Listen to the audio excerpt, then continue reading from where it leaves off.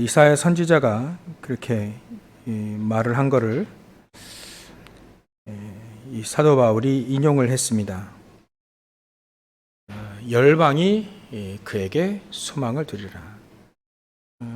이사야 11장 10절에 보면 오늘 12절의 내용과 같이 나오죠. 이새의 뿌리에서 곧 열방을 다스리기 위하여 일어나시는 이가 있으리니. 이분이 바로 그리스도죠. 그리스도께서 열방, 이새의 뿌리인데 다윗의 후손이라고 하죠. 이새의 뿌리 곧 열방을 다스리기 위하여 일어나시는 이가 있으리니 열방이 그에게 소망을 두리라. 모든 열방이 진짜 소망 어디에 두냐면 하나님을 알기를 소망한다는 거죠. 인간이라고 한다면 하나님을 알기를 소망하는 것은 우리 인간의 본성, 하나님의 형상대로 만들어진 우리 인간의 본성입니다. 아무리 그걸 거부하려고 해도 그 본성은 거부할 수가 없죠. 만들어지기를 그렇게 만들어졌기 때문에. 그렇죠? 그래서 우리 민족을 한민족이라고 하죠. 한민족이라고 하는데 또 다른 말로 한 많은 민족이다. 이 한이 우리 민족에게만 있겠습니까? 모든 민족에게 다 있죠. 근데 우리나라 말로는 한자로 되어 있는데요. 그 한이라는 게 책을 보고 영화를 보고 봐도 우리 민족의 그 한이 괴로웠던 거예요. 힘들고 괴롭고 서럽고 늘 뺏기고 당하고, 그게 바로 뭉쳐진 마음이 한이죠.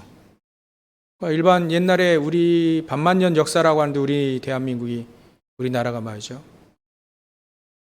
지금처럼 잘 산 적은 없었죠. 전부 다 못 먹고 못 살았습니다. 거기다가 이제 일반 백성들은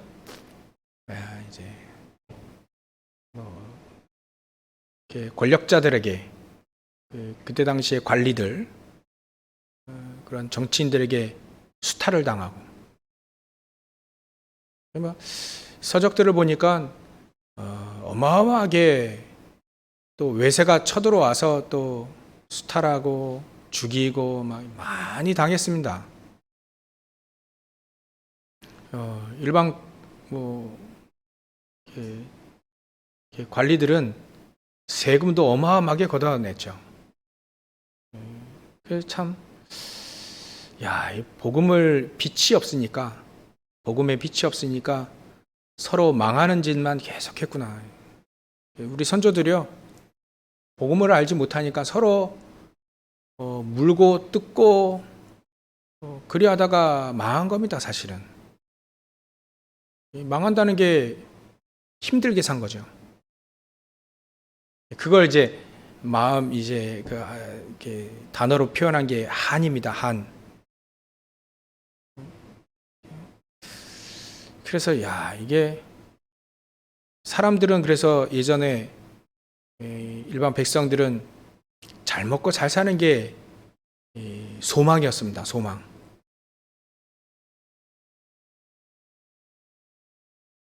일제치하일 때도 그랬죠. 알고 보니까 이 쌀을 수탈을 하는데 쌀을 못 먹게 했어요. 전부 다 군용, 전쟁이 일어나니까 일본 제국이 쌀을 싹 다 가져간 겁니다. 쌀을 못 팔게 했다더라고요. 일반 백성들은 쌀밥을 먹을 수가 없었어요. 왜? 쌀을 못 파니까. 팔면 그 순사라고 하죠. 그 사람들 잡아가니까요. 고문 아니고. 그러니까 그 정도로 막 힘들었다더라고요. 쌀밥, 지금 북한도 그렇다지 않습니까? 지금 21세기에 달에도 사람을 보내고 말이죠. 지금 우주에도 지금 사람 떠 있습니다. 우주선에. 우주정거장이라고 하죠. 근데도 북한에는 쌀밥 먹기를 간절히 소원한다는 거예요. 쌀밥. 우리는 쌀밥 살찐다고 안 먹잖아요.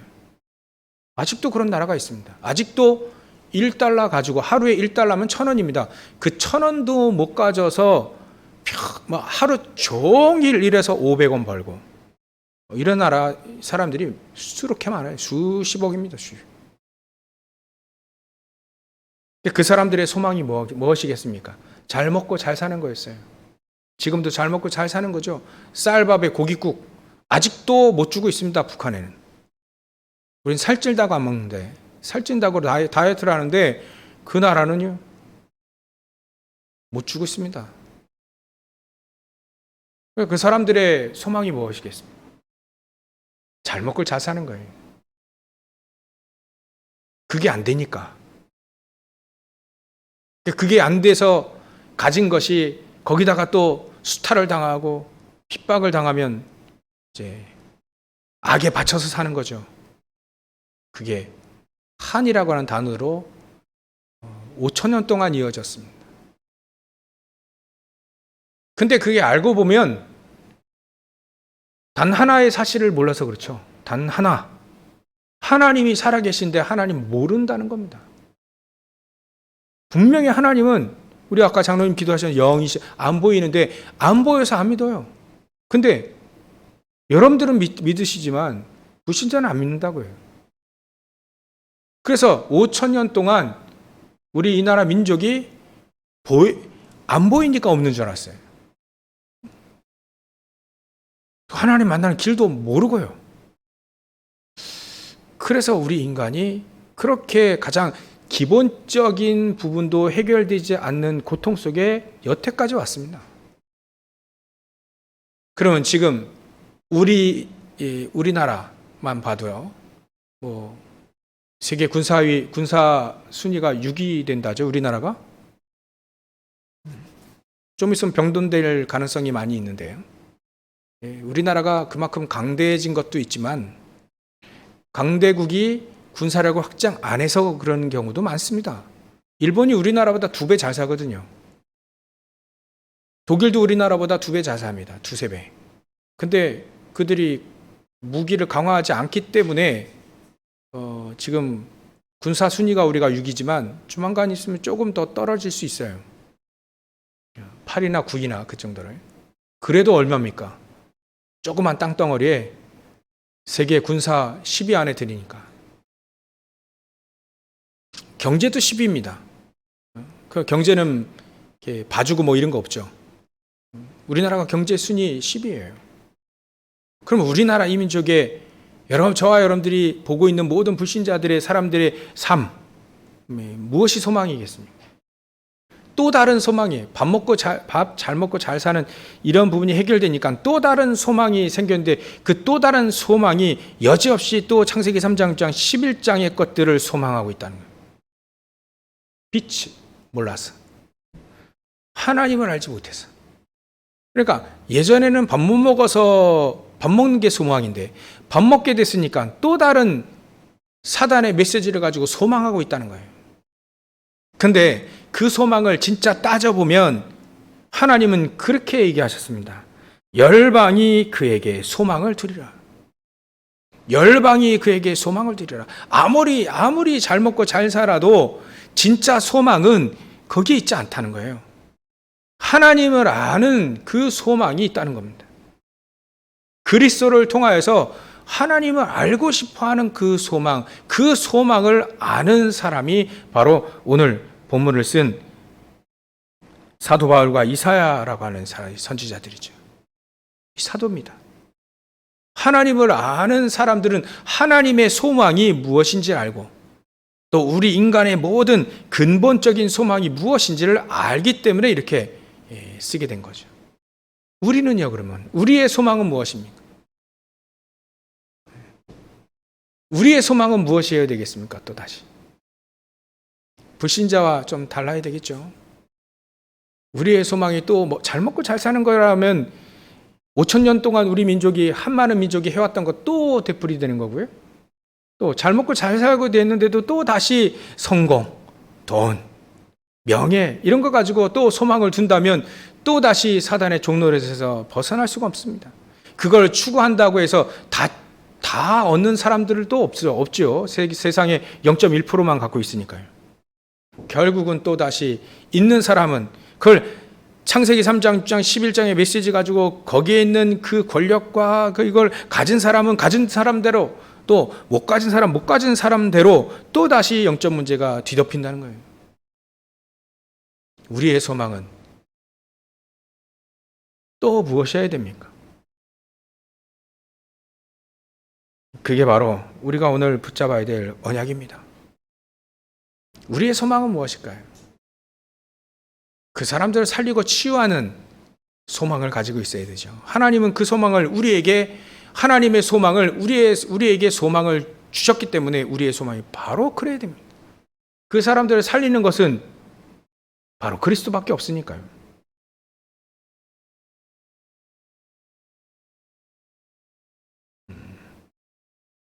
그래서 우리는 서론으로 우리의 시작을 바로 해야 되겠다.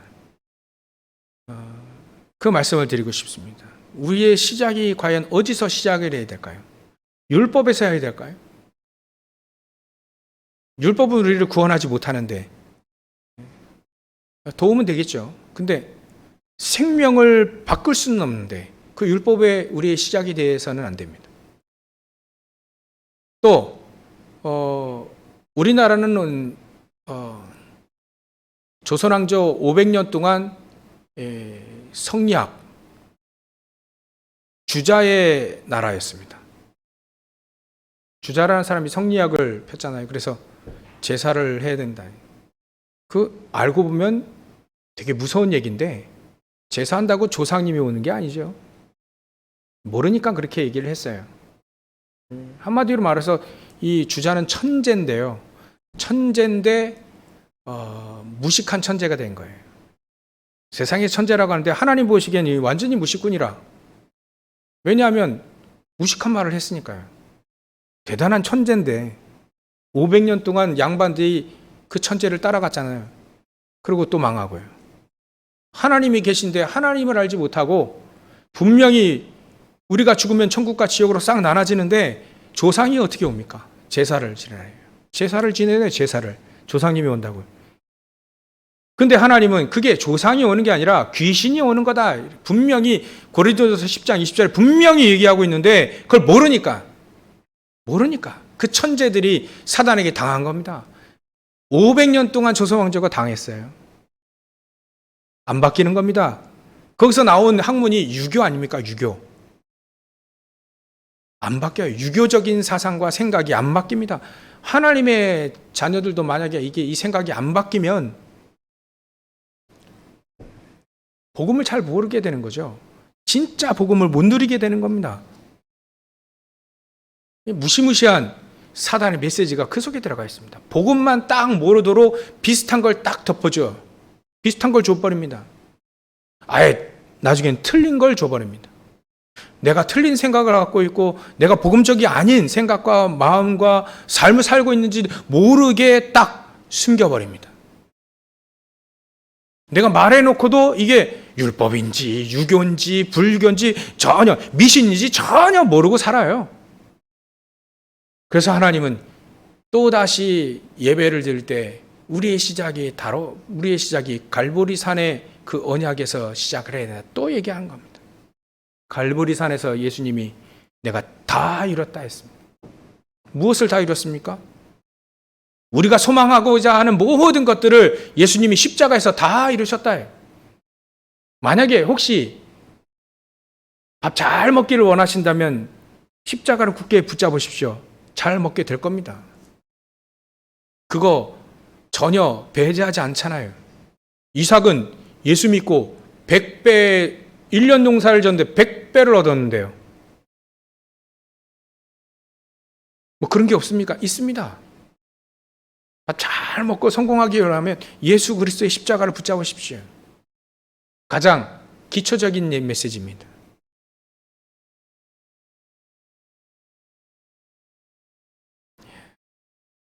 왜냐하면 예수님은 다 이루셨기 때문에 그래요. 성공하기 원하십니까? 진짜 성공? 지금은 사람들은 성공하고 망하잖아요. 그럼 알고 진짜 성공하기 원하십니까? 그럼 그리스도의 십자가를 붙잡으십시오. 그게 우리의 시작입니다. 그러면 다윗과 같이, 요셉과 같이 성공할 수 있습니다. 다니엘처럼 성공할 수 있습니다. 초대교회 사도 바울처럼 많은 사람들에게 정말 인기 있는 사람 될 수 있습니다. 그리스도의 십자가를 정확히 붙잡으면요. 그게 틀린 말은 아닙니다. 다 포함되어 있는 말입니다. 진짜 성공하기 원하시면 십자가, 그리스도의 십자가, 갈보리산의 언약, 그걸 붙잡으십시오. 돈 많이 벌고 싶은 그리스도의 십자가를 붙잡으세요. 성공하기 원하신다. 진짜 성공하고 망하는 그런 성공 말고요. 진짜 성공하기 원하신다면 그리스도의 십자가를 붙잡으십시오. 그럼 하나님은 하늘의 보아, 천국 창고를 열어주실 겁니다. 하늘의 지혜를 열어주실 겁니다. 링컨과 같이 많은 사람들이 안 된다라고 하는데 대통령을 만드실 겁니다. 왜냐하면 그 사람은 그리스도의 십자가를 붙잡았기 때문에 그래요.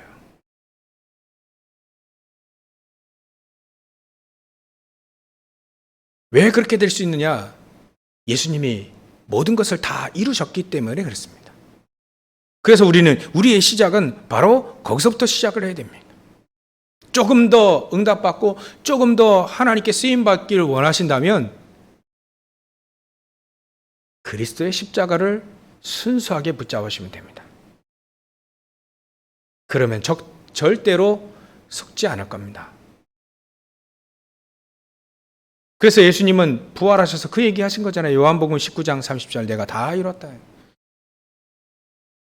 십자가에 달리시기 전에도 요한복음 16장 33절에 얘기하셨습니다. 내가 세상을 이겨노라고.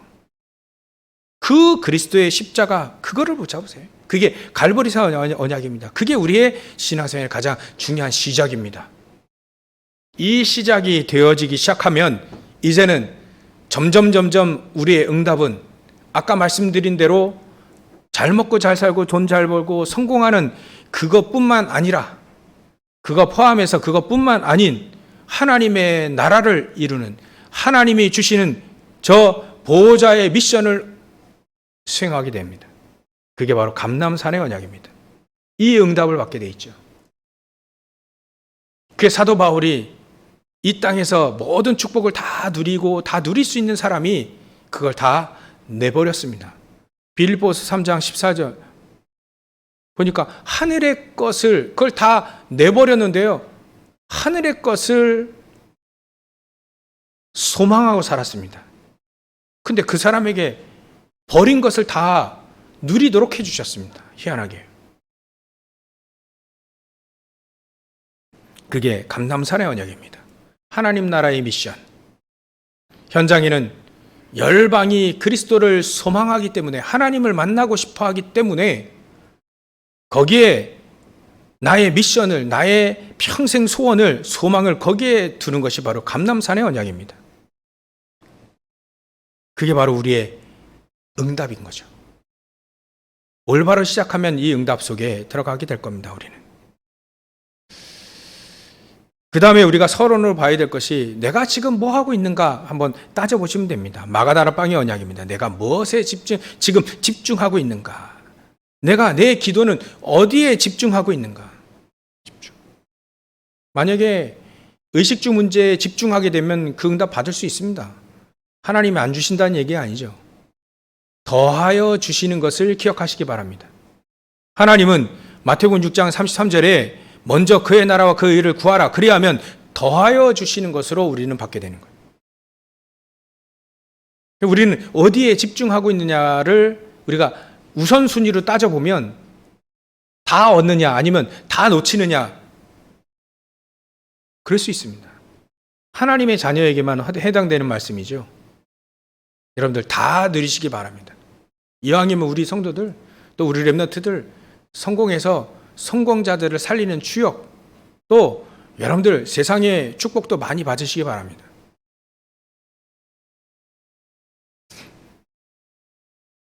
그러나 우리의 기도는 어디에 집중하고 있느냐 그것은 반드시 우선순위는 따져야 됩니다.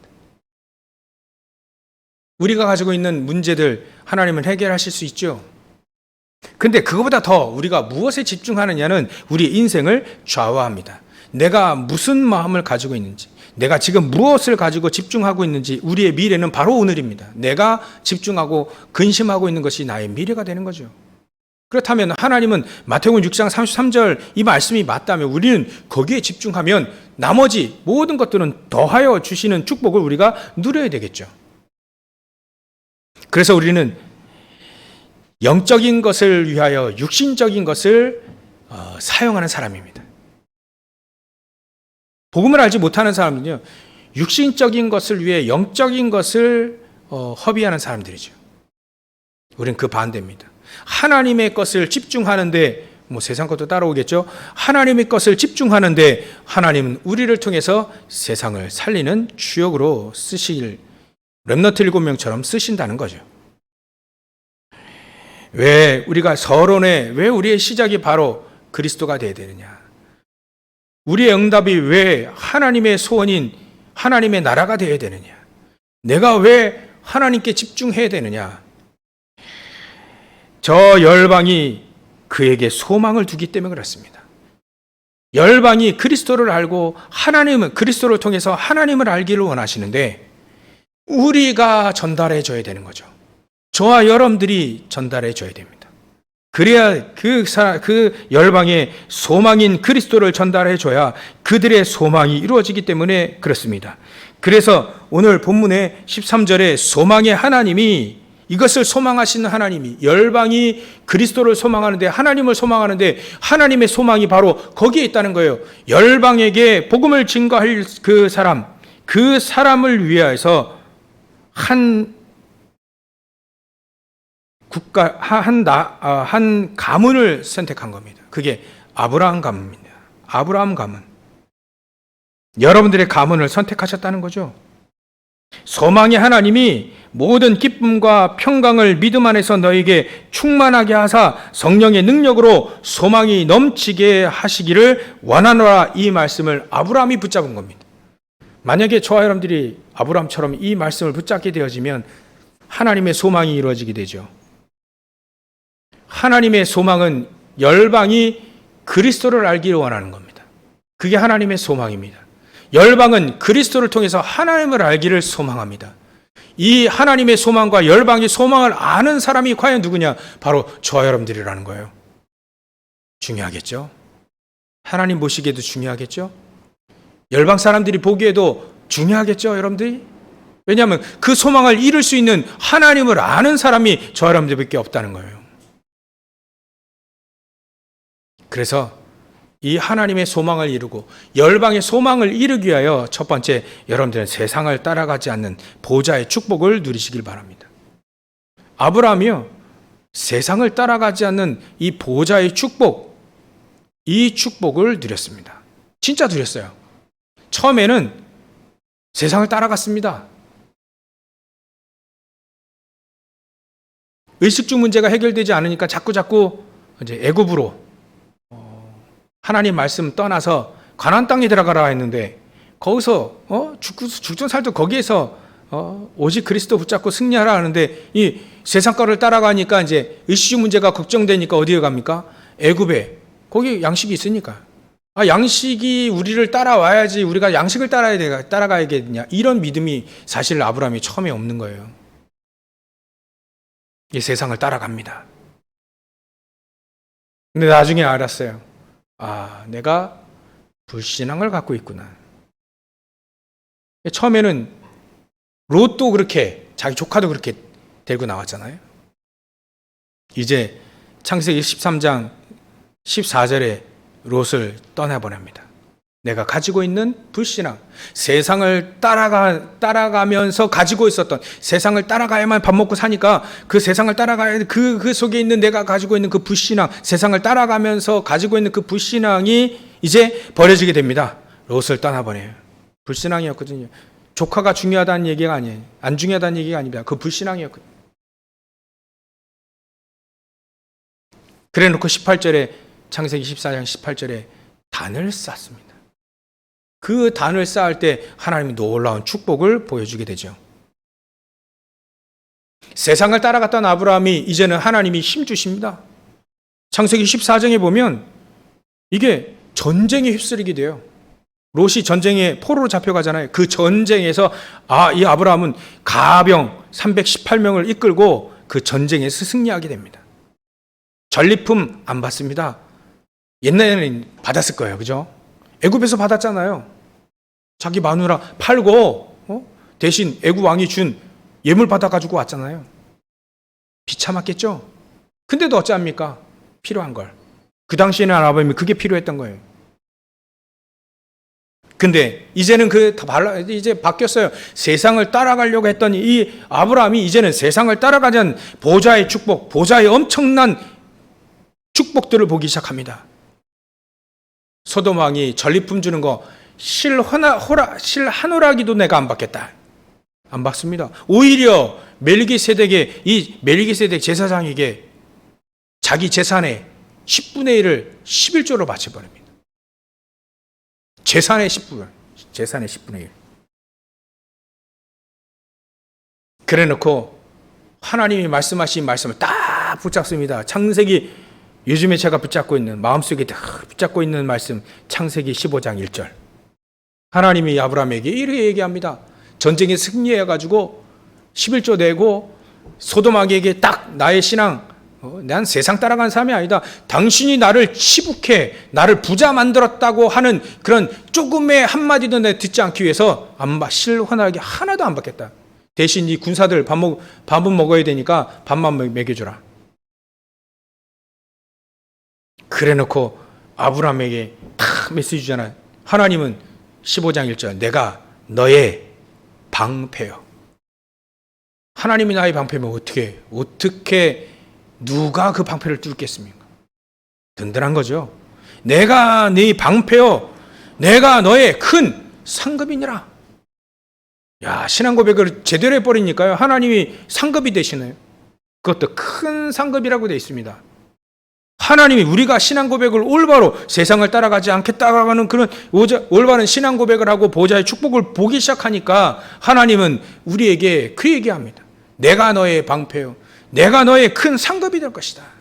아브라함이 이 말씀을 딱 붙잡고 두 번째 언약을 붙잡습니다. 그게 바로 후대 살리는 보좌의 축복이죠. 왜 보좌의 축복을 붙였냐면 이 보좌의 축복은 잘 안 보이거든요. 근데 어마어마한 거예요. 하나님의 나라에 어마어마한 거, 이거를 볼 수 있는, 세상을 따라갔다는 그 말, 그거 못 봤다는 얘기 아닙니까?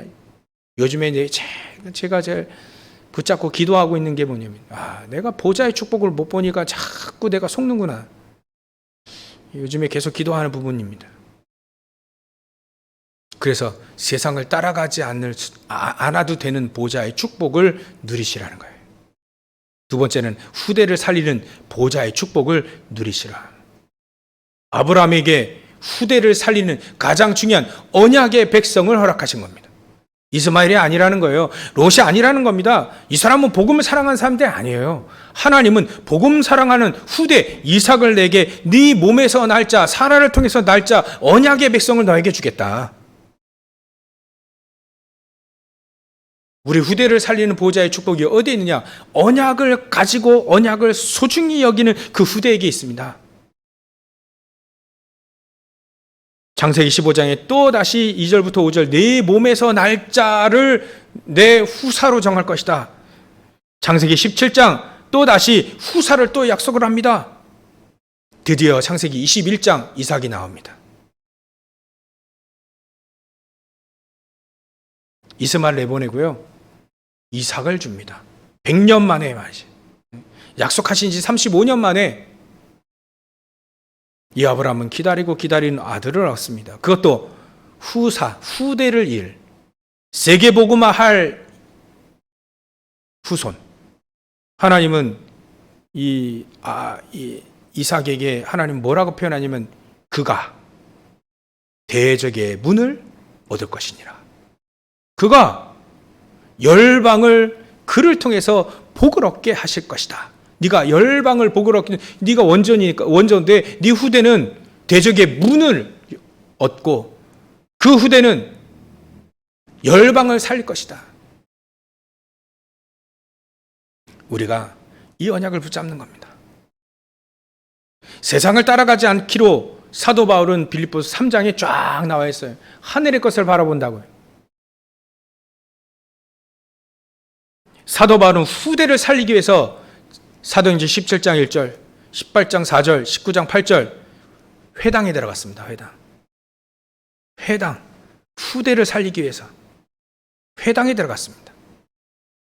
이 사도 바울은 그 후대를 뭐로 붙잡았냐? 렘넌트로 붙잡은 겁니다. 회당에서 키워내야 될 가장 중요한 이 어린 아이들을 딱 붙잡은 겁니다. 그래서 회당에 들어갔죠. 제대로 본 겁니다. 사도 바울이 후대를 살릴 보호자의 축복을 어디에서 봤냐면 현장과 회당에서 본 거예요. 잘 봤죠. 우리도 이 눈이 열려지시기를 주의 이름 축원합니다. 열려지신 분들은 거기에 여러분들의 모든 것을 올인해도 됩니다. 올인해도 돼요. 거기에 올인해도 됩니다. 후대에 올인해도 됩니다. 렘넌트에게 올인해도 됩니다. 여러분들이 모든 재산을 다 전부 다 가장 중요한 언약을 이을 그 사람에게 여러분들의 가장 중요한 이게 전 재산을 다 드려도 됩니다. 다 줘도 됩니다. 유대인들은 그렇게 하고 있어요. 자기에게 이제 같은 일이 있는데요. 같은 일을 해요. 근데 이 아이가 정말 괜찮아요. 그러면 유대인들은요, 자기 재산을 물려줍니다. 양자로 삼아가지고 물려줍니다. 하나님의 사람들도, 여러분들도 마찬가지로 정말 중요한 렘넌트가 있다면요, 물려줍니다. 그게 세상을 따라가지 않고 하나님의 보호자의 축복을 본 사람의 눈이에요. 그가 가지고 있는 후대를 살리는 보호자의 축복의 눈입니다.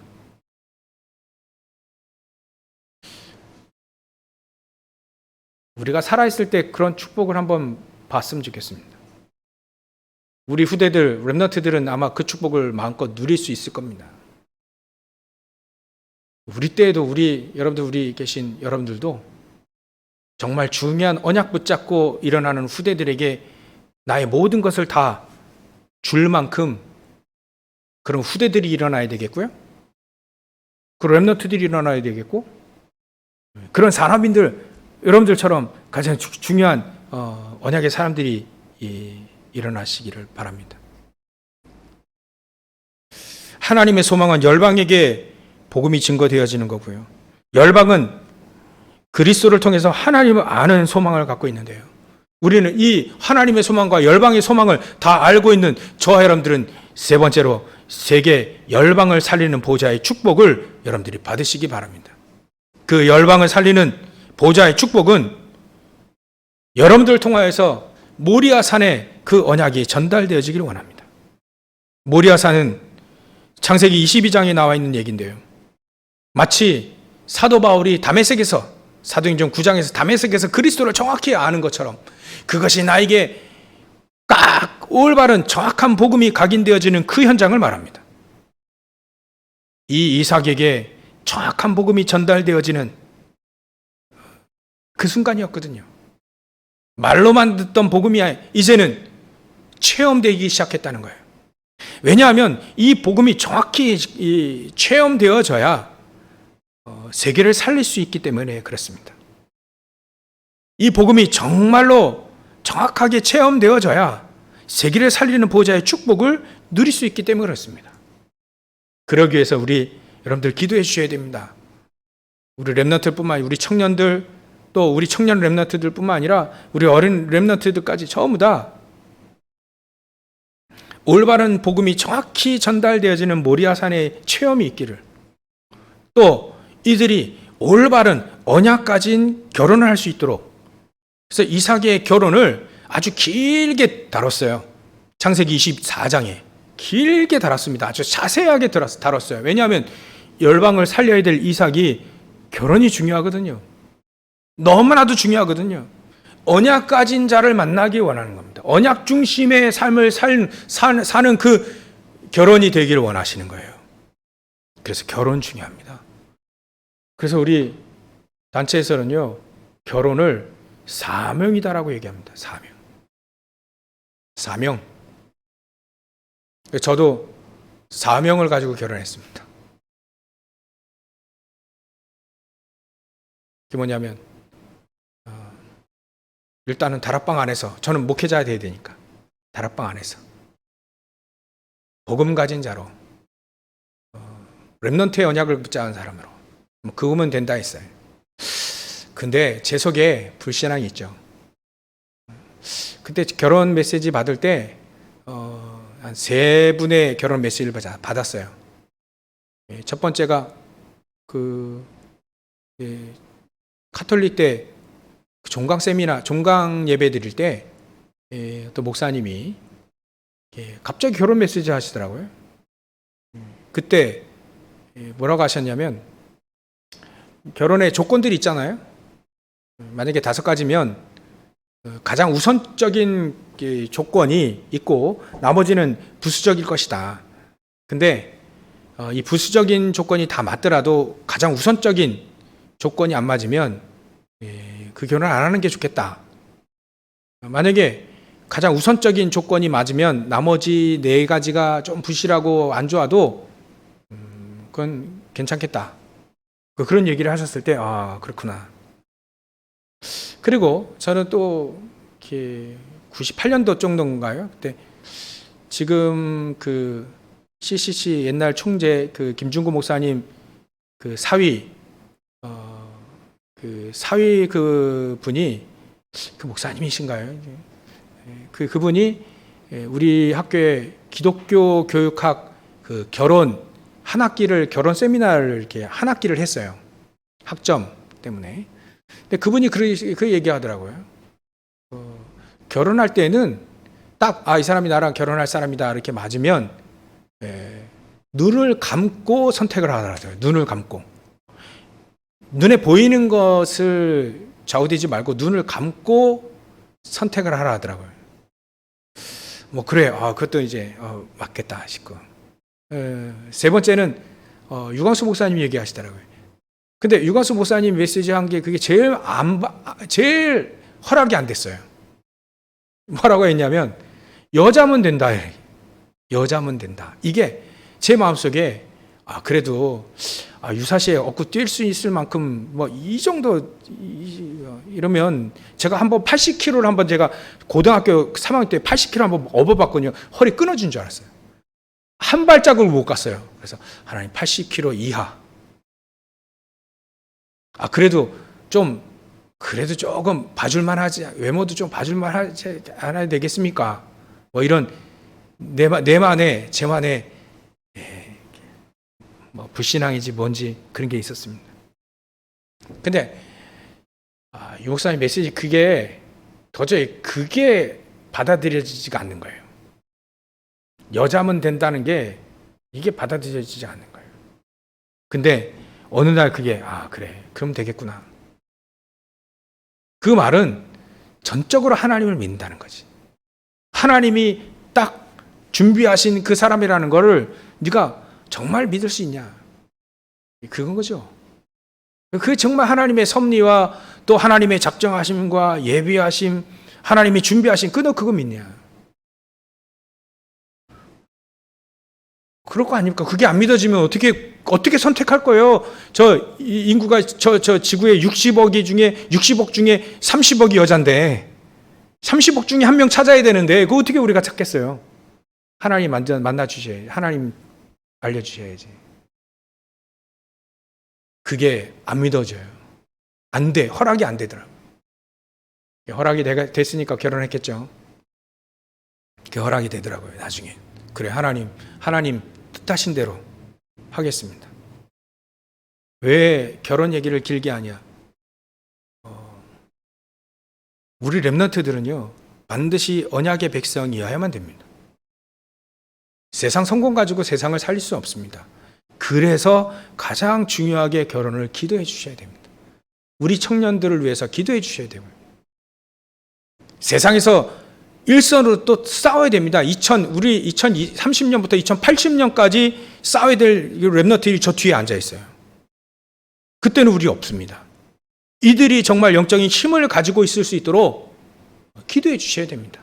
결혼도 기도해 주셔야 되고, 이들의 모든 렘넌트들 부분도 여러분들이 새벽에 나와서 기도하셔야 되고요. 아침에 나와서 기도하셔야 되고요.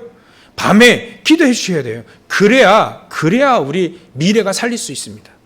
하나님은 너무 이 부분이 소중하기 때문에 길게 하나님이 달았어요. 자세하게 달았습니다. 너무 소중하니까. 아브라함 한 가문을 선택했는데 세계복음화가 이 가문에 결정되어 있는데 너무 소중하기 때문에 그걸 다룬 거예요. 세계 열방을 살리는 가장 중요한 길이 결혼으로부터 시작됩니다. 세계를 살리는 가장 중요한 이 열방의 축복이 한 사람, 언약 붙잡은 한 사람을 통해서 시작이 되어집니다.